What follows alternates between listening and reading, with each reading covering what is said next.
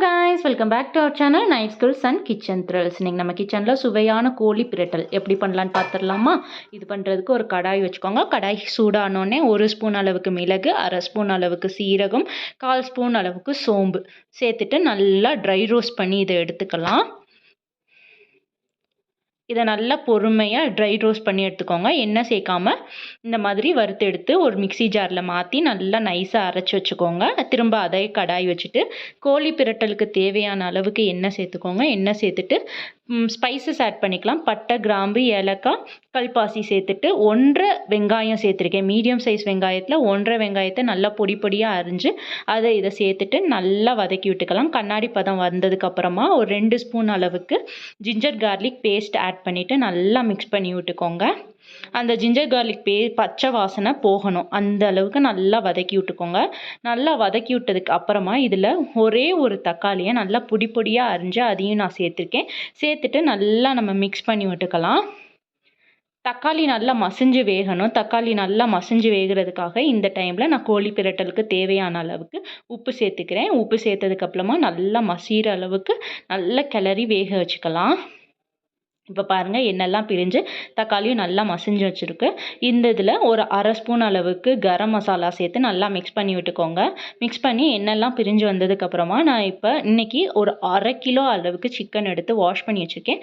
அதை இதில் சேர்த்துட்டு நல்லா மிக்ஸ் பண்ணி விட்டுறேன். அதாவது இந்த ginger garlic paste, garam masala அது எல்லாமே இந்த சிக்கனுக்குள்ளே நல்லா இறங்கணும். அந்த அளவுக்கு நல்லா மிக்ஸ் பண்ணிக்கோங்க.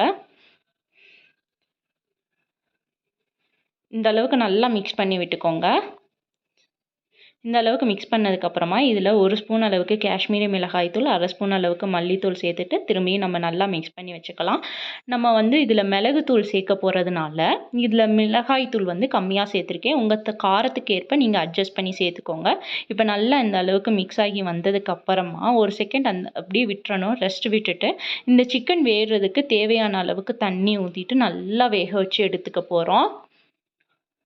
இப்போ கொதி வந்துருச்சு. கொதி வந்ததுக்கப்புறமா நான் இதை ஒரு மூடி போட்டு அப்படியே ஒரு 15 மினிட்ஸ்க்கு அப்படியே நல்லா வேக விட போகிறேன்.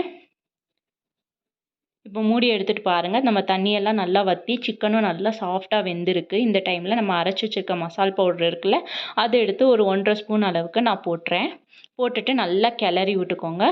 இந்த பொடி போட்டு நம்ம கிளற ஆரம்பிக்கும் போது சிக்கன் இன்னும் கொஞ்சம் கெட்டியாகும். நீங்கள் சப்பாத்தி, இட்லி, தோசைக்கு சாப்பிட்றீங்கன்னா இந்த ஸ்டேஜில் நீங்கள் எடுத்துடலாம். சாதத்துக்கு வச்சு சாப்பிட்றீங்க அப்படின்னா இன்னும் நல்லா ட்ரை ரோஸ்ட் ஆகிற வரைக்கும் நல்லா பெரட்டி விட்டுக்கோங்க. ஒரு 5 மினிட்ஸ் வச்சுருந்தோம் அப்படின்னாலே நல்லா ட்ரை ரோஸ்ட் ஆகி ரெடி ஆயிரும். எண்ணெய்லாம் பிரிஞ்சு நிஜமாலே இந்த சிக்கன் பிரட்டல் சாப்பிட்றதுக்கு அம்புட்டு ருசியாக இருக்கும். இந்த அளவுக்கு வந்ததுக்கப்புறமா ஒரு கைப்பிடி அளவுக்கு மல்லி இலை எடுத்து அதையும் இதில் ஆட் பண்ணி நல்லா பெரட்டி விட்டு எடுத்துட்டிங்க அப்படின்னா நம்மளோட சுவையான சூப்பரான சிக்கன் பிரட்டல் அருமையாக ரெடி ஆயிடுச்சு.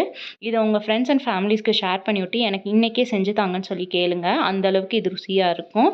செஞ்சு பார்த்துட்டு உங்களுடைய ஃபீட்பேக்கை கமெண்ட் செக்ஷனில் சொல்கிறதுக்கு மறந்துடாதீங்க. அப்புறம் மறக்காமல் நம்ம சேனலில் லைக் பண்ணிவிட்டு, ஷேர் பண்ணிவிட்டு, சப்ஸ்கிரைப் பண்ணிவிட்டு, கூடவே இருக்கிற பெல் ஐக்கானை கிளிக் பண்ணி ஆல் என்ற ஆப்ஷனை கொடுத்து வச்சுக்கோங்க. தேங்க்ஸ் ஃபார் வாட்சிங்.